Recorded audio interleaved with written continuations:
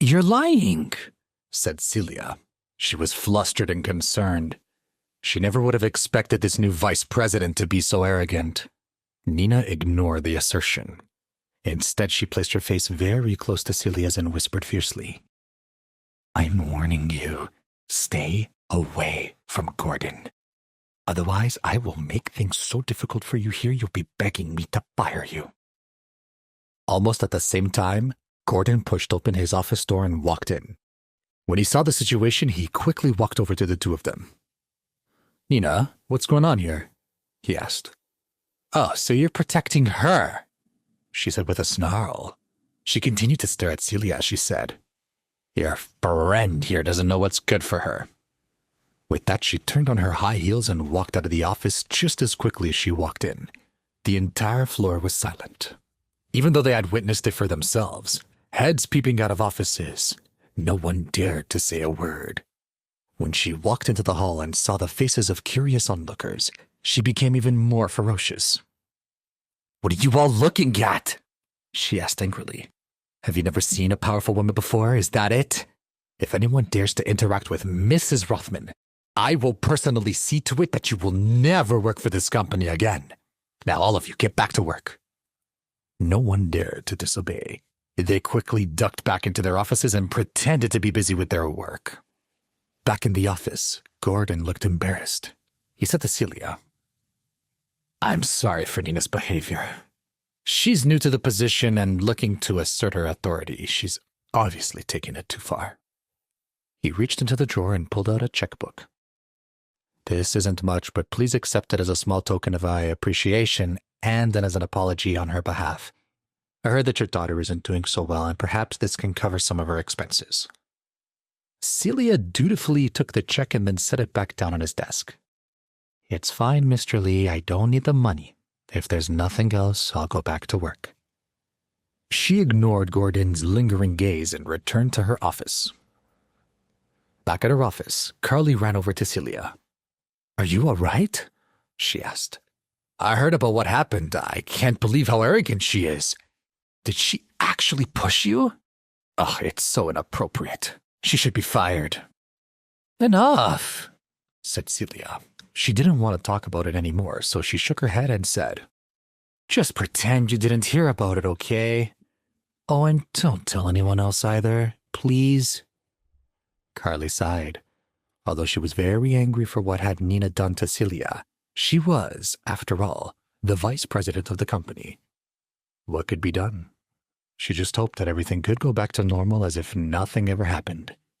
After work, Celia returned to the hospital where she ran into Chase, who was coming back from the cafeteria with a cup of coffee. As soon as he saw her, he knew that she wasn't doing well. He walked over to her and placed the coffee cup down in a nearby table before drawing her into a big hug. He asked in a low voice, Baby girl, what's the matter? You look sad. She ignored him, but he insisted on an answer. Leah, darling, what's going on? Talk to me. She turned to avoid his gaze, but in the end, he turned her around until they were face to face. He knew his wife too well to pretend it was nothing. Did someone say or do something to you? Who was it? Did someone hurt you? His anger was beginning to flare. He felt the all-too-familiar surge of rage building up inside him. It emanated from his being. Celia can sense it. She had to tell him the truth. She quickly grabbed his hand and said, It's nothing. It wasn't a fight or anything. I just made a stupid mistake at work. I filed some paperwork incorrectly and it caused a big mess. I just felt stupid. Paperwork? He didn't believe it at all. Celia was the most organized person he knew. I don't believe you. Tell me the truth, Chase said. If I say it was paperwork, then it was paperwork. Leave it alone, she said with tears in her eyes. Let's just stop talking about it. He wasn't an idiot. But since she didn't want to tell him, she must have had a reason. He respected her wishes and let it go. Instead, he touched her face gently and said, You have to know, you and Dottie are the most important people in my life. I won't let you guys suffer for anything. She smiled. His reaction had warmed her heart. It really was nothing, she said. All right, he said, satisfied. If it's nothing, it's nothing. Now, how do we get you to smile again? Done, she said, forcing a smile, but behind was a deep happiness at her husband's gentleness and his care for her. But listen, she added, I need you to stop being so eager to defend me. Not everything needs to be a fight, okay? You scare me sometimes. It was true. She was becoming frightened of what it appeared that her husband was capable of. She didn't want anyone to get hurt. Okay, he agreed. But if someone hurts you, it's hard to stand by and let it happen. They walked back to Dottie's room hand in hand. While Chase had promised to let things go, he did not do so. It wasn't in his nature. The next morning, he drove Celia to work, and even after she entered the building, he didn't drive away.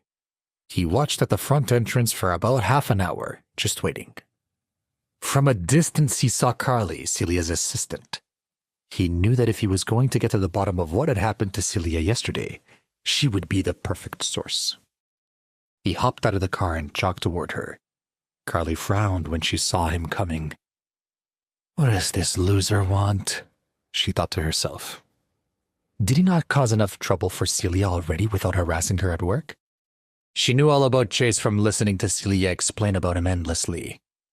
She knew that when Dottie got sick, it was Celia who was putting in the extra hours. It seemed like he was just a loser with a job that was going nowhere. She did not have a good impression of him. What are you doing here? She asked, glancing skeptically at him. I want to talk to you. Can I buy you breakfast?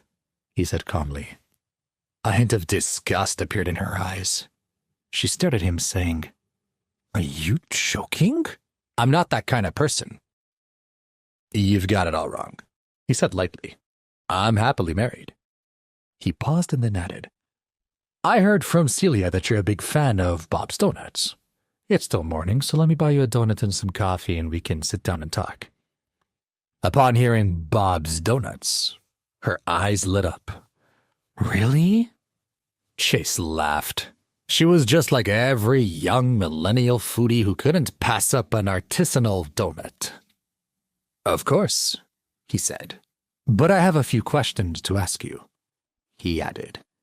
You got it, she said enthusiastically. Let's go. Wait, that's not the end. You've just had a free taste. Now get the full story on the Pocket FM app, link in description. Check out our next video and playlist, and don't forget to like, share, and subscribe.